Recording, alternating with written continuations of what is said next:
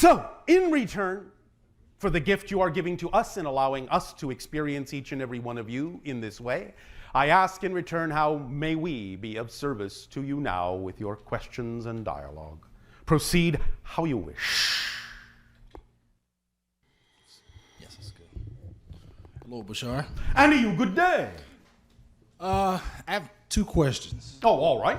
The first question stems around my upbringing about the Bible. Your upbringing about the Bible. Yes. All right, well, speak up clearly so that everyone can hear what you have to share. All right, my first question is expand more on the idea of Adam and Eve, and were a lot of the stories in the Bible just kind of made up stories? They are allegorical for the most part, although there are parts of them that are somewhat literal. But overall, they are used as metaphors to describe things that there was really no understanding or language for on one level, but the concepts were understood and framed in story-like ways, in parable ways that could be understood by the people of the time more clearly. So the idea, for example, of Adam and Eve is simply the recognition of the beginning of what you would call the human race by the genetic manipulation of an extraterrestrial race. Using the natural hominid species that evolved on your planet that you refer to as either Homo habilis or Homo erectus, that were genetically altered to contain some of the extraterrestrial genetics and create what you now refer to as yourselves as Homo sapien. The idea in an ancient language is that Adam or Adama simply means man. Oh, okay. Does that help? Yes. All right. All right, my second question is I've been following your teachings for about a month now. Oh, all right. And last Tuesday I had a dream, and Yes. it told me to go back to Alabama. That's where I'm from, but it didn't really say anything else. It said, it was very clear and very distinct. It said, go back to Alabama. And then I woke up. Yes. Kind of confused. You're confused. I wasn't really that confused, but I was like, I don't want to go back. I came to California to... All right, all right. But what does Alabama mean to you in terms of an energy state? Not necessarily the physical state. It's a low energy for me. A low energy. A low energy. Yes. All right. And so that is not an energy state you wish to go back to. Correct. All right. So you were given an opportunity to decide for yourself in that dream whether that was a state you preferred or not. I believe so. All right. And so now you have clarity about the fact, even more so than before, that that is not an energy state you wish to experience. Well, in the dream, it basically said go back to Alabama. I mean, I looked at it as an opportunity to either start a business because it's cheaper down there, but is that what excites you? That's what I've been trying to work on for the past 8 years. You've been trying to work on? Trying, yes. Well, let me give you some help, if I may. Please. If there is any hesitation at all in your answer of yes, when asked if something excites you, then the hesitation is an indication that that's not what excites you. Any hesitation. Yes. So you don't have to try and work on it. All you have to do is ask the same question you were asked in the dream, the same kinds of questions. That's why you were given the question. Because it shows you, it demonstrates to you how you can easily understand what the direction of your true self is by asking a question and finding out how quickly you answer that question positively or negatively. Yes or no. Because that tells you exactly what is true for you. Or at least gives you an opportunity to find out why you're answering the way you're answering. Because sometimes you can certainly disguise your excitement and make it seem to not be your excitement. Conversely, you can also take something that is really not your excitement and pretend that it is, so that you don't face or have to face the fears that come up when you actually move in the direction of your true excitement. I think I'm disguising it. That's what I feel. I'm disguising my excitement. Yes. All right. So, but the idea is that you can decide for yourself what is really preferable. Because the idea of acting on your highest excitement means that all the components of it have to really be in alignment with your excitement. what it is you're doing, how it is you're doing it, where it is you're doing it, with whom you're doing it, so on and so forth, have to all line up, or it's not really a full expression of your excitement. So by asking yourself or telling yourself from another level to go back to Alabama and finding out what your reaction to that is, you get an opportunity to decide whether that actually is in your best interests by looking deep within yourself to see if you are making it seem not exciting when it could be, or whether it's truly, truly not representative of what would really excite you in life. And if you find that it is really not representative of what would excite you in life, then any other factor you need to consider doesn't really need to be considered to the detail that you are considering it. For example, as you said, well, maybe I need to move my business there because it's cheaper.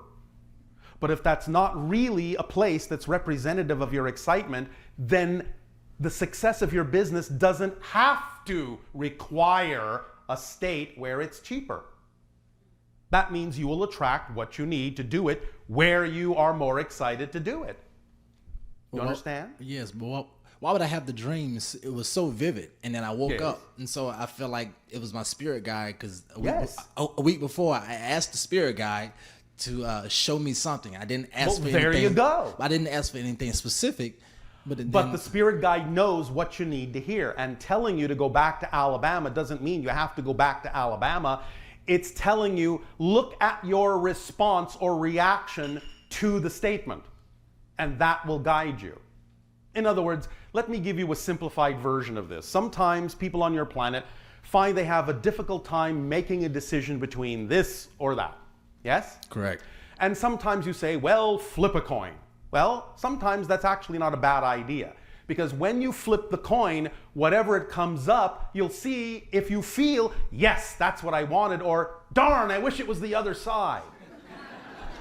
Yes. And that may give you an immediate answer. Because then you can realize, well, you don't have to do it just because it came up tails, because you now realize that you actually preferred heads. So it's another way, another permission slip of making your decision more definitive by really paying attention to the energy of your response to a statement. Yes? So the idea, the sentence, go back to Alabama, is as definitive a statement as the flipping of a coin. Heads or tails.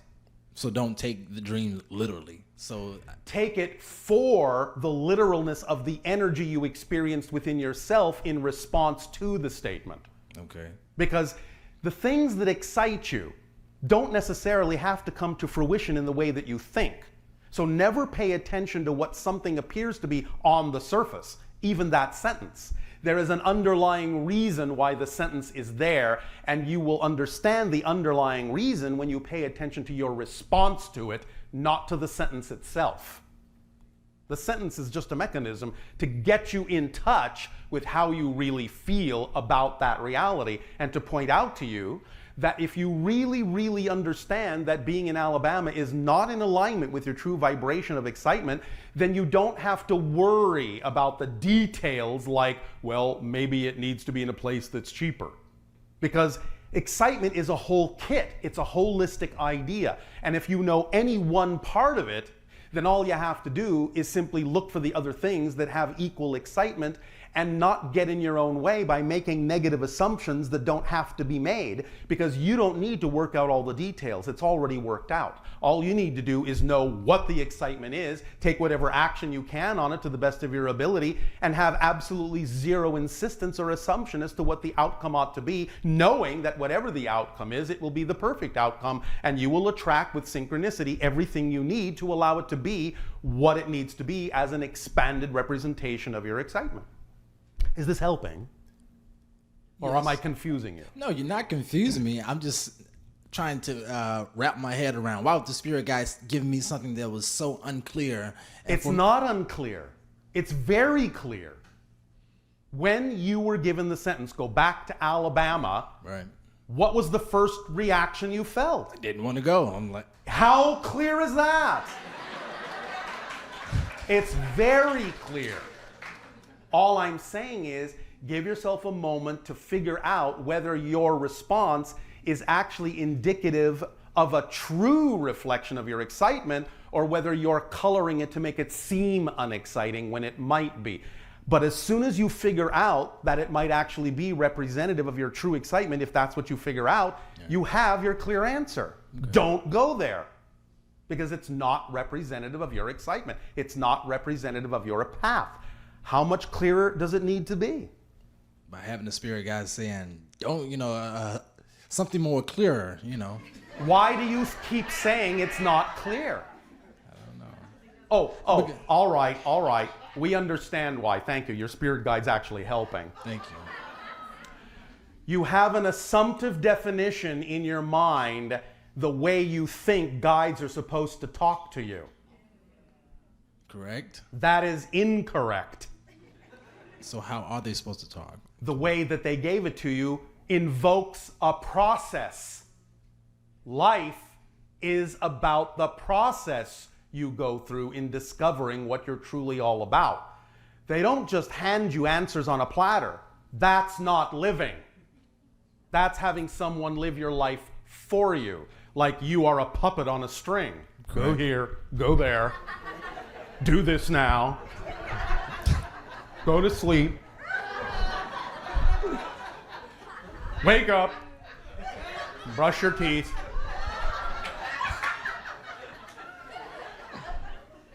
So the idea is that a guide does their job best when they allow you to be your own best guide, because that's what they're training you to do.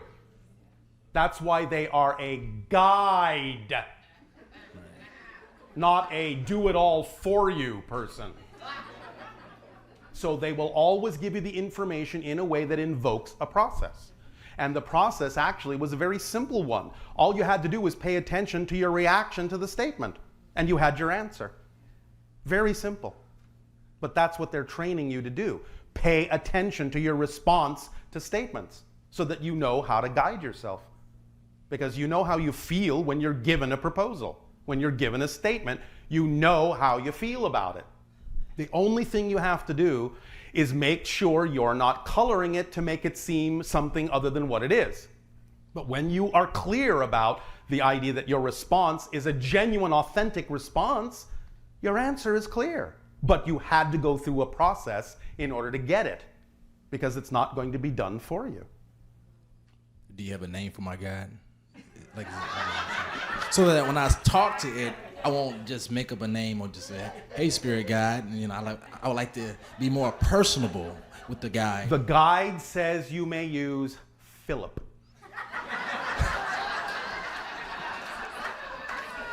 Okay, I'll use Philip. Okay. Does that work for you? Yes. All right. If in another dream the guide gives you another name, then you can use that too, or you can stick with Philip.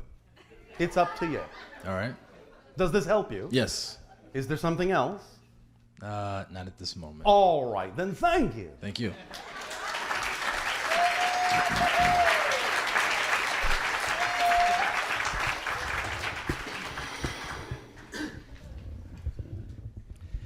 Hello, Bashar. And you good day.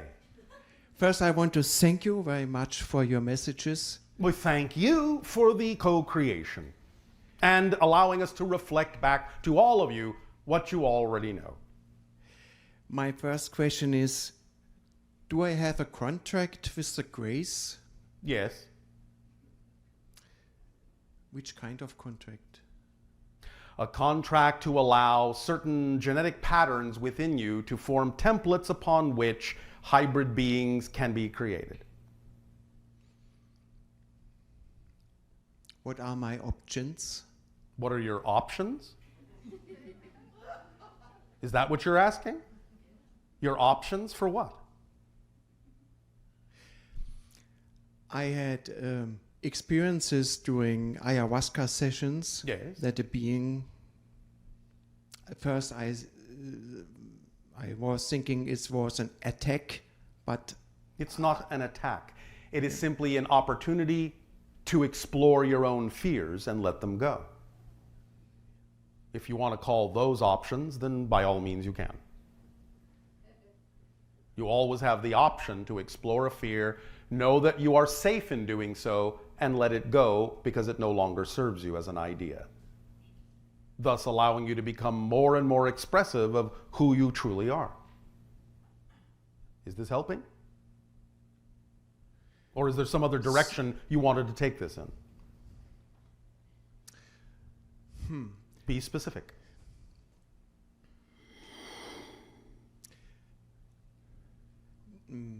My question is, do I have responsibility to them, or You have responsibility to everyone, but you're never responsible for anyone.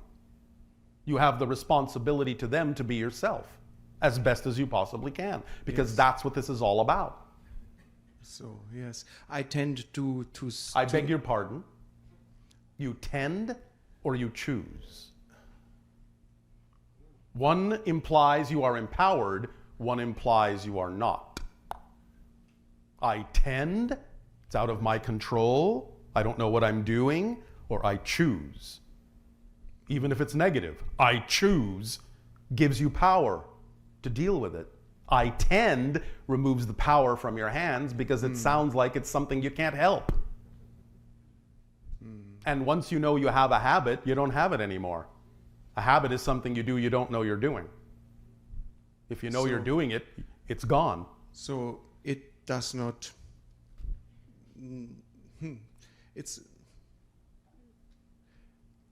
It makes no difference What makes no difference? to know if I have a contract or not, because It makes a difference in that the contract will reveal itself through the actions of your life, but it isn't always necessary for you to consciously know that the contract is there. The contract will play out in the challenges that you face and the synchronicities that crop up in your life. You'll know it eventually. Maybe you don't need to know it until the end of your life. okay, Yes? just follow my highest excitement. That's the complete kit that will give you every bit of information you need to live your life as fully as you possibly can. It really is a complete kit. Nothing is left out. Nothing. Is this helping? Yes. All yes, right. thank you. Anything else? Yes, I have tinnitus since more than 30 years, and it's becoming over the years stronger and stronger. I tried several natural ways to get rid of it. Get rid of what? Tinnitus, so this sound in my ear, Tinnitus. or tinnitus. All right. And maybe you have, I want to ask you if you have a hint or an idea what I can do or what I can change. Leave your email with the people that run this organization and information will be sent to you. All right? Okay. Yes, thank you. Thank you. Something else? Yes. I was wondering, is the universe, does the universe have a fractal structure? Yes. Yeah, that's Your universe does.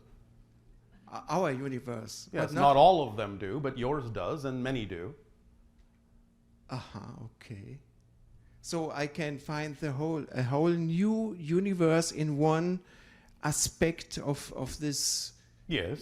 fractal. Yes. And That is usually the way it is laid out when fractals are involved, yes.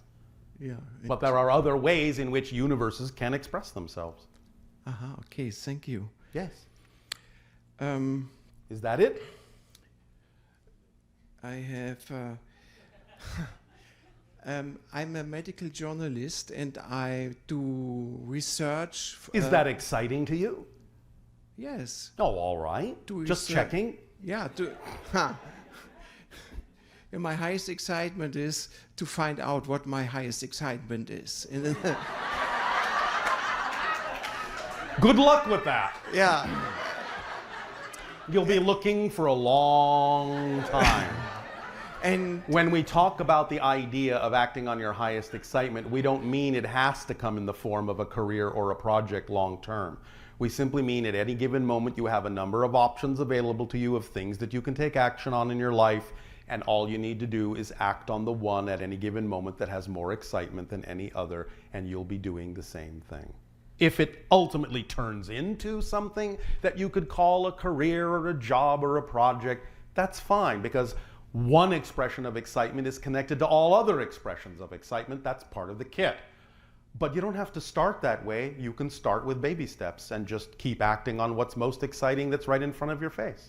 Yes, I do. All right. Well, then you don't have to go looking for what your excitement is, because you're doing what is your highest excitement every moment. Yes. By simply making those choices. Yes, and I'm open to, for changes or new ideas or new ways to